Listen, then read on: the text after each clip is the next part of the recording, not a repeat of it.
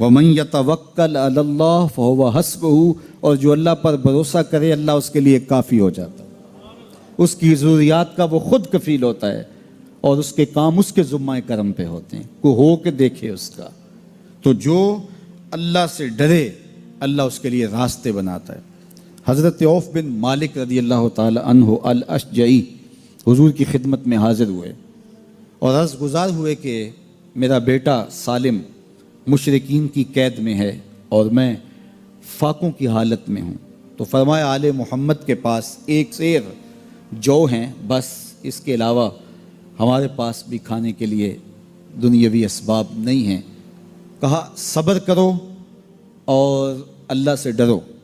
اور لا حول ولا قوت الا باللہ کثرت کے ساتھ پڑھو۔ یہ ایسا وظیفہ ہے، ایک حدیث پاک میں آتا ہے کہ یہ 99 بیماریوں کا علاج ہے، اس میں سب سے کم درجے کی بیماری ہم اور غم ہے، یہ دکھوں کا مداوع ہے، مشکلات کا علاج ہے، اور یہ وظیفہ میرے حضور نے بتایا۔ حضرت ابو ذر غفاری رضی اللہ تعالیٰ عنہ کو حضور نے 5 چیزیں بتائی تھیں، ان میں سے 5ویں چیز یہ تھی کہ ابو ذر کثرت کے ساتھ لا حول ولا قوت الا باللہ پڑھا کرو۔ فرمایا عرش الہی کے نیچے ایک خاص خزانہ ہے، یہ وظیفہ وہاں سے آیا ہے، یہ زندگی میں معمول بنا لو، جب پھنس جاؤ مشکلات میں آ جاؤ تو لا حول ولا قوت الا باللہ پڑھو، اللہ راستے کھولے گا۔ تو حضور نے 3 چیزیں فرمائی، اللہ سے ڈرو، صبر کرو، اور کثرت کے ساتھ لا حول ولا قوت الا باللہ پڑھو۔ وہ فرماتے ہیں کہ میں یہ عمل شروع کیا، ابھی گھر میں بیٹھا ہی تھا کہ دروازے پہ دستک ہوئی، تو میں اٹھا کہ دروازہ کھولوں دیکھوں کہ کون ہے، تو دروازہ کھولا، دیکھا میرا بیٹا کھڑا ہے اور اس کے پیچھے 100 اونٹ کھڑے ہیں۔ تو میں نے کہا کہ تم اور یہ اونٹ؟ کہا مجھے موقع لگ گیا، میں ان کی قید سے بھاگ آیا اور آتے آتے ان کے 100 اونٹ بھی ہانک لایا ہوں۔ وَيَرْزُقْهُ مِنْ حَيْثُ لَا يَحْتَسِبُ، وہ تمہیں وہاں سے رزق دے گا جہاں سے تمہیں گمان بھی نہیں، اس کے ہو کے تو دیکھو۔ اللہ اکبر، اللہ کے ہو جاؤ تو پھر وہ تمہاری ضرورتوں کا کفیل ہو جائے گا۔ فرمایا حضرت عبداللہ ابن مسعود رضی اللہ تعالیٰ عنہ نے کہ کسی شخص کو فقر و فاقہ آ جائے تو وہ لوگوں کو بتائے کہ میں آج کل بڑے مشکل حالات میں ہوں، ہر وقت لوگوں کو بتاتا رہے تو اس کی مشکل بڑھے گی، اس کی مشکلیں آسان نہیں ہوں گی اس طرح۔ اور اگر وہ اپنی اس مشکل کو کسی سے شیئر نہ کرے بلکہ مصلی بچھا کے اپنے رب سے کہے کہ مالک فقر و فاقہ آ گیا ہے اور اس کا علاج تیرے پاس ہے، اس مرض کا مداوع تیرے پاس ہے، تو حضرت عبداللہ ابن مسعود فرماتے ہیں کہ رسول کریم نے فرمایا جلد یا بدیر اللہ اس کو مالا مال فرما دے گا۔ یہ بھی کبھی کر کے دیکھو، مشکل آ جائے، فاقہ آ جائے، مصیبت آ جائے، کسی سے نہ کہو، صرف اپنے رب سے کہو، پھر دیکھنا اس کی کرم نوازیوں کا می کیسے برستا ہے۔ فرمایا اللہ پر بھروسہ کرنے کا جو حق ہے اگر وہ تم ادا کر دو، وہ تمہیں ایسے رزق عطا کرے جیسے پرندوں کو عطا کرتا۔ ہم تو دکان پہ جانا ہوتا ہے، فیکٹری میں جانا ہوتا ہے، ہم اپنے کاروبار پہ جانا ہوتا ہے، نوکری پہ جانا ہوتا ہے، مزدوری پہ جانا ہوتا ہے، ہمیں پتہ ہے کہاں آج صبح جانا ہے، لیکن پرندوں کو کوئی پتہ نہیں ہوتا کہاں جانا ہے، راس المال بھی نہیں ہوتا، لیکن صبح نکلتے ہیں، شام کو کبھی بھی خالی پیٹ نہیں آئے۔ بن توکل پنچھی اڑ دے، خرچ نہ پلے زیرا ہو، گھر سے خالی پیٹ نکلتے ہیں، جب واپس آتے ہیں تو پیٹ بھرے ہوئے ہوتے ہیں، اور پھر جو ان کی ضرورت ہوتی ہے اللہ وہ ساری ضرورتیں پوری کرتا ہے، جو ضرورت ان کی ہوتی ہے۔ یہ شیر کتنا گوشت کھاتا ہے اللہ روز اسے دیتا ہے، یہ ہنس روزانہ سچے موتی کھاتے ہیں، اور آپ مارکیٹ میں لینے جائیں لاکھوں روپے لگا کے تولے ماشے کے حساب سے آپ خریدتے ہیں، پھر بھی آپ کو یقین نہیں ہوتا کہ یہ سچے ہیں یا 2 نمبر ہیں۔ اور ہنس دنیا پہ کروڑوں جانور پائے جاتے ہیں، روز کھاتے ہیں، صبح بھی، شام بھی، دوپہر بھی، پیٹ بھر کے کھاتے ہیں، اللہ روز انہیں عطا کر۔ کہا اس پہ بھروسہ تو کر کے دیکھو، وہ تمہاری ضرورتوں کا کفیل ہوگا، اس پہ بھروسہ کرو گے وہ تمہیں وہاں سے دے گا جہاں تجھے گمان بھی نہیں ہوگا۔ ارشاد فرمایا جو اللہ سے ڈرے اللہ اس کے لیے راستے کھول دیتا ہے، اور اللہ اس کو وہاں سے دیتا ہے جہاں سے اسے گمان بھی نہیں ہوتا۔ حضور نبی رحمت صلی اللہ علیہ وسلم نے ارشاد فرمایا 4 اشخاص ایسے ہیں جن کو جنت میں جانے سے کوئی چیز نہیں روک سکتی، اور فرمایا اگر لوگوں کے سست پڑ جانے کا اندیشہ نہ ہو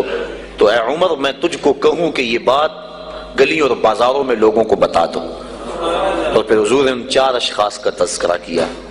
ایک وہ شخص جو والدین کے ساتھ حسن سلوک کرتا ہے، دوسرا وہ شخص جس کی اولاد زیادہ ہے ذرائع آمدنی تھوڑے ہیں لیکن وہ اپنی اولاد کے پیٹ میں لقمہ حرام نہیں جانے دیتا۔ جب ذرائع آمدنی زیادہ ہوں اور پھر حرام سے بچنا یہ بھی بہت بڑی سعادت ہے، لیکن جب ذرائع آمدنی بھی تھوڑے ہوں اور اولاد بھی زیادہ ہو تو پھر حرام سے بچنا یہ بڑا مشکل اور آزمائش کا مرحلہ ہوتا ہے۔ تو جو اس موقع میں رزق حرام سے بچا، قیامت کے دن حضور کے فرمان کے مطابق جنت میں جانے سے اسے کوئی شے نہیں روک سکتا۔ اور ہم صحابہ کی زندگیاں دیکھتے ہیں، فجر کی نماز ہوتی ہے، ایک صحابی جلدی سے اٹھ کے چلے جاتے ہیں۔ ایک دن آقا کریم نے پوچھا کہ ابو درداء کیا بات ہے؟ تو حضرت ابو درداء نے عرض کی حضور آپ جانتے ہیں آج کل مدینے میں کھجوریں پکنے کا موسم ہے اور سحری کے وقت ٹھنڈی ہوائیں مدینے کی سرزمین کو سلام کرنے بھی آتی۔ میرے ہمسائے کے صحن میں ایک اونچا لمبا درخت ہے کھجور کا جس کا جھکاؤ میرے گھر کی سمت ہے، اور جب ہوا چلتی ہے تو اس سے کھجوریں ٹوٹ کے میرے ویڑے میں گر پڑتی ہیں۔ میں جلدی جلدی اس لیے چلا جاتا ہوں کہ بچوں کے اٹھنے سے قبل وہ کھجوریں اٹھا کے ان کے گھر میں پھینک دوں، کہیں ایسا نہ ہو کہ میرا بچہ کوئی کھجور اٹھا کے اپنے منہ میں ڈال لے۔ یہ صحابہ کا مزاج۔ اور ہماری سڑک سے گنے کی ٹرالی گزر کر تو دیکھیں، ہم بچے کو شاباش دیتے ہیں کہ بڑا دلیر نکلا ہے۔ جس کو آج آپ حوصلہ افزائی کر رہے ہیں کل بڑا ہو کے ڈاکو بنے گا، کل بڑا ہو کے راہزن اور لٹیرا بنے گا۔ اولاد کی تربیت کے باب میں یہ بات ہے کہ اگر وہ گناہ کا ارتکاب بچپن میں بھی کرتے ہیں تو ان کی وہاں حوصلہ شکنی کی جائے تاکہ ان کے دل میں گناہ سے نفرت پیدا ہو جائے۔ تو حضرت ابو درداء نے عرض کی حضور میں اس لیے جلدی چلا جاتا ہوں کہ ہمسائے کے گھر سے جو کھجور کا درخت ہماری سمت جھکا ہوا ہے اس کی کھجوریں جو گرتی ہیں میں ان کو اٹھا کے ان کے صحن میں پھینک دوں تاکہ کہ میرا بچہ وہ کھجور اپنے اندر نہ لے لے۔ اور آپ جانتے ہیں کہ حضرت امام حسین رضی اللہ تعالیٰ عنہ مسجد نبوی میں آئے، صدقے کی کھجوروں کا ڈھیر لگا ہوا تھا، بچے تھے، ایک کھجور اٹھا کے انہوں نے اپنے منہ میں ڈال لی۔ تو آقا کریم صلی اللہ علیہ وسلم تیزی سے آگے بڑھے اور ان کے حلق میں انگلی ڈال کر حضور نے کہا کہ اس کو نکالو باہر اور اندر سے کھجور باہر نکلوا دیں۔